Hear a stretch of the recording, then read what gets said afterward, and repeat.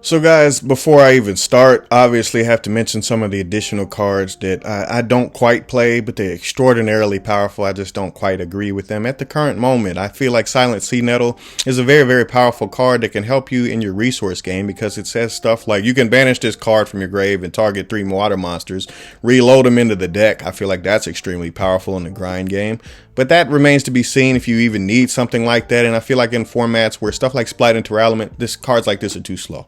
I definitely feel like Silent Angler, in addition to the Abyss Shark engine, is definitely something you have to consider, as well as the Exceed that you can clearly go into. The new numeral, it's basically like a new Silent Honor. It's on crack, it's basically on crack. But this card additionally gets to basically allow you to add an additional fish monster just by special summoning it. If all monsters you control are water monsters. So like, yeah, you walk in Nibiru, and obviously you just play this a little bit earlier to kind of like bait your opponent, and then hopefully you have a Marincess Dive or additional cards to help you extend out of your hand like Sleepy Maiden. But these cards are all very, very strong, guys. I just don't quite play them in this build, so let's get into it. I definitely feel like we have to talk about Seahorse. I could talk about Blue Tang all day. Blue Tang is easy to understand. It's Foxy and Gazelle in the same card. I just wanted to show the other cards because the other cards are also very, very powerful as well. So let's get into it. Clearly, the clear play that you already knew because it was the original combo is normal Seahorse, going to Slug, act back to Seahorse. Duh, you already got that. Additionally, from there, special summon the Seahorse, and then from there, link that off and go into Marincess Sea Angel, which allows you to add a Marincess spell. That can be either Marincess Dive or the field spell. In this combo, I'm going for Marincess Dive. And then additionally going into a card like Anemone, very, very powerful because it pulls back anything with 1500 or less attack that's a water monster. Anything. It's very, very powerful. Additionally, going from there into the next link, which is Coral Triangle, which is a card that has recently come out that blew the roof off of Marincess because you get to add a trap card to your hand. I talked about this in the profile the other day, guys. Make sure you go watch that. The Anemone is going to kick back another card in your hand, which is the Seahorse. If you have another one, you don't have to add that one back. You could reload an extra deck card. But most of the time, you're just going to add back a Marincess and then repitch it. Most of the time, Pascalis or Seahorse is the card that I'm going to pitch to the graveyard to put the wave into my hand. And then from there, you have the dive to have an additional extender after that. You're going to get nibbed right here most of the time. Maybe a little bit earlier than that. It just, you know, sometimes people just kind of are nosy and want to see what you're doing, what you're playing. But if you get to end on a very powerful board or a very powerful card like Marincess Bubble Reef, and you additionally have hand traps or water extenders to be able to follow up on your opponent the following turn, you can quickly see how heat souling with this card can be very, very silly, very, very fast. Seahorse additionally can equal other boards, so I have to show it a little bit. Obviously, starting off the same way, normal Seahorse, effective Blue Slug to act back to Seahorse. Starting off the same combo, it's almost like that's linear or something. Special summon into the zone that it points to, not over there. The Sea Angel. This time we're going to add the field spell instead, just to show the difference between the two plays. And then additionally go from there into Coral Anemone onto the field. It's going to be able to pull back a card like Seahorse. But if you're scared of Crow, make sure that you target a link, guys. I can't say that enough. But from here, you're going into the Coral Triangle again. Then you're activating Battle Ocean and Anemone. If you feel like you're scared of Ghost Ogre and you don't have a card like Call by the Grave in your hand, you can chain block this card a lot. And make sure you know that because, well, Battle Ocean is very, very important. No, you're not going into Crystal Heart. Crystal Heart sucks. But having Battle Ocean on the field ensures that you're going to have a grind game.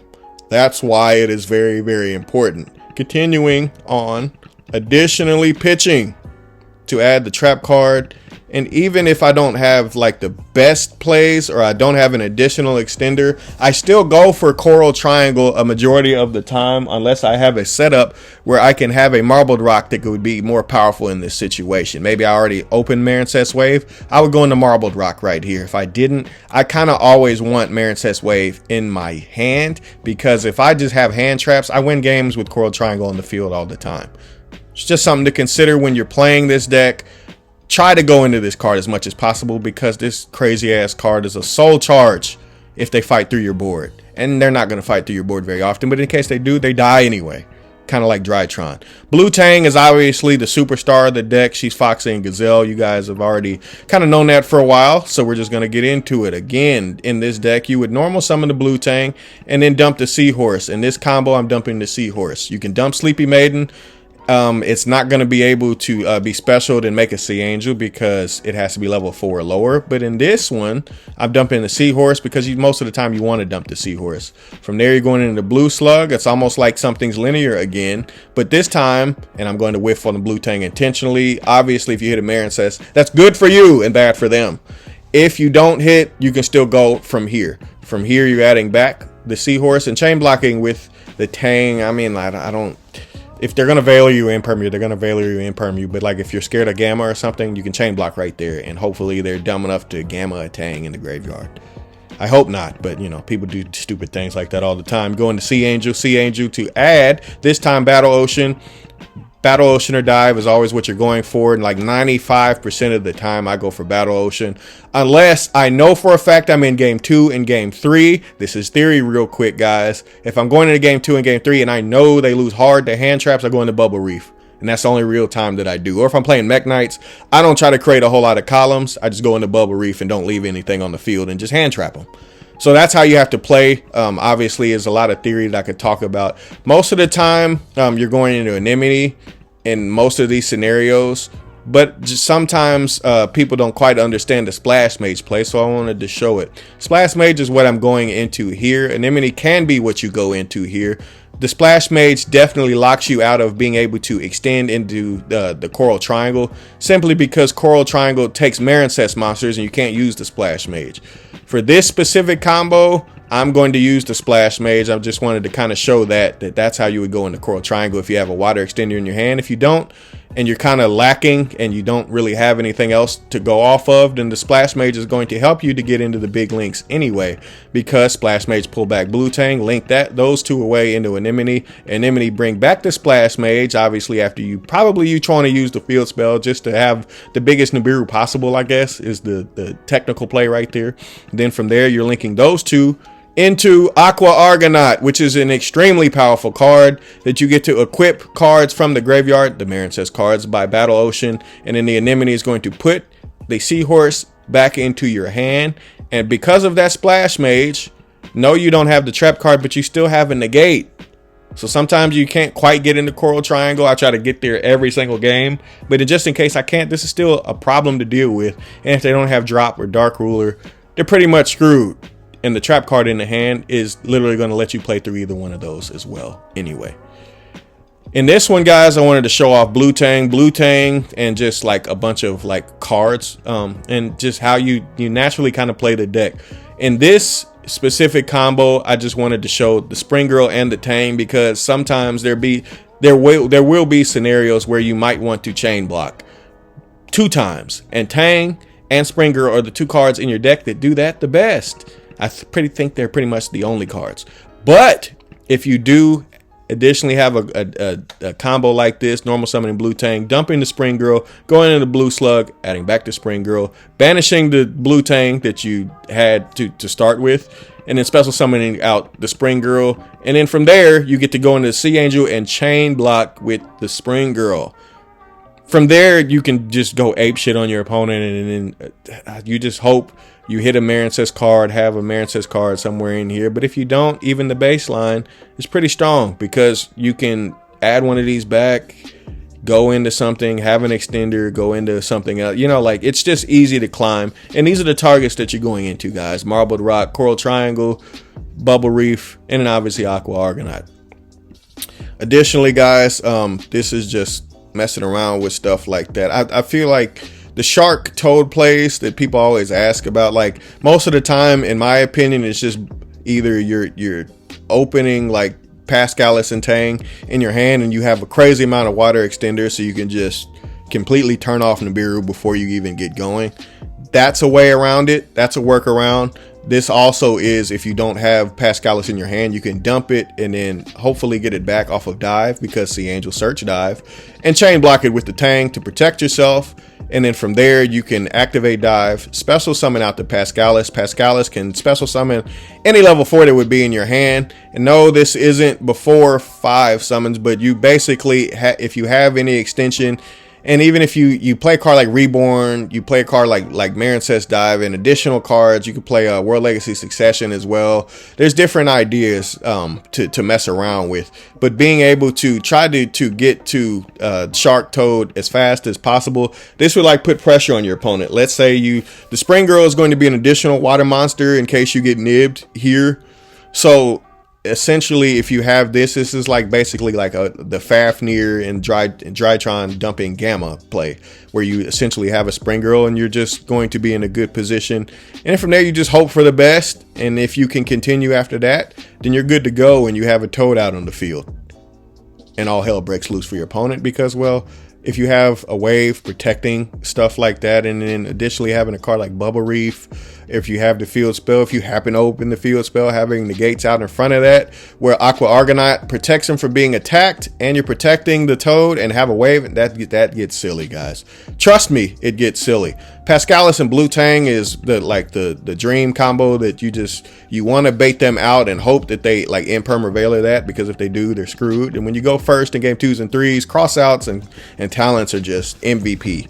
And talents in this deck is really, really strong.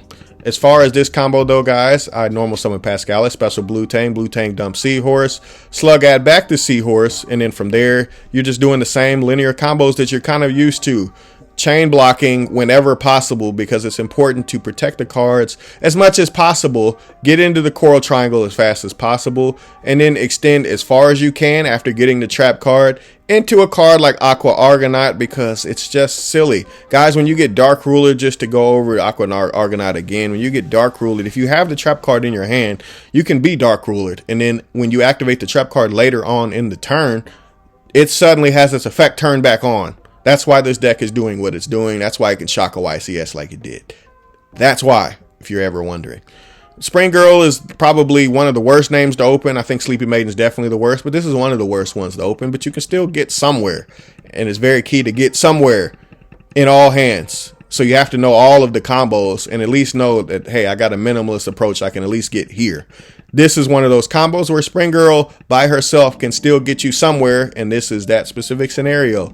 Coral Anemone, and then from there getting into Marbled Rock, and then hoping for the best by simply adding back cards, putting the dive back in your hand, and you're probably hoping for the best. If you didn't use this effect at all, then you would just special summon out Bubble Reef. If you have any other additional extender, you would probably go into Bubble Reef. If you have any crazy amount of extenders in your hand, you probably didn't need to do any of this, and you wouldn't have needed to focus on the Spring Girl combo. This is just stuff to think about, guys. These are the cards as well to talk about. Seahorse and Dive is definitely a combo, which I'll show here. Sleepy Maiden is a card that it's not going to be able to go into the extra deck cards well, because it's a level 5, but it definitely is really, really powerful, because it gets to re-equip cards by banishing itself, or essentially smack your opponent and stop them in their tracks from being able to get rid of a Marincess card. Like, just stop them from being able to get rid of it. Can't be destroyed by your opponent's card effects. That's a problem when you start targeting cards like that and protecting them. They have to be Marincess though. Anyways, guys, getting into this combo, normal summon Seahorse, same combo, add it back, special summon it out, go into Sea Angel, and get Battle Ocean on the field. When Battle Ocean is on the field, guys, Marincess Dive basically turns into an emergency teleport, because if Marincess Battle Ocean is in your field zone, special summon it, blah, blah, blah, blah, blah. Continuing on, finishing off the same kind of combos, guys. You're just looping the same thing over and over again, adding back off Anemone, getting into a triangle, pitching back whatever you added, and then getting into one of these cards, hopefully somewhere in your hand. You can dive out some of the, like it's all dependent upon what you have in your hand. But these are a lot of the cards that you're going to play. I'm playing this one just to mess around. I wanted to kind of see something, because it has an additional graveyard effect to be able to protect. And it's just another name. Sometimes that name matters. And you want to play as many names as possible. And it's a level 4. So it's something you probably should consider. I definitely would. If you have all the names and you just dump this, it's probably win more, but I feel like the high percentage of the time you need to open up the name. It's probably the best name to play, that or Mandarin. Last but not least, I wanted to show off Swap Frog because, well, Marincess Seahorse and Swap Frog together can be really, really dumb. Normal summon Seahorse, it's almost like you've seen this before. Blue Slug added back, and then from there, Swap Frog, pitch the Seahorse, special summon Swap Frog out on the field, dump Ronin Tonin, and then link those two off into Anemone. Anemone special summon back to Swap Frog because it's 1500 or less. Dump off the Swap Frog again, this time dumping a Swap Frog itself, and then banishing the Swap Frog to special summon Ronin Tonin, and then don't be an idiot and take the Swap Frog off of the field because, well, let's face it, guys, you need it. From there, you're bouncing it back. Then you're dumping again because you added back the Seahorse off of the Anemone. And then you're doing it again to then special summon out another Ronin Tonin. And then from here, you're going into your Toad plays directly. Now, in clear scenarios like this, I would try to protect the Marble Rock at all costs. So I would probably try to wait until I got the Toad out onto the field. But in case I didn't, you know, I'm a dumbass and I deserve to lose that game. This is kind of a lock. I used to play this a lot when I played Swap Frog. Swap Frog's not that good in my opinion. That's my opinion right now.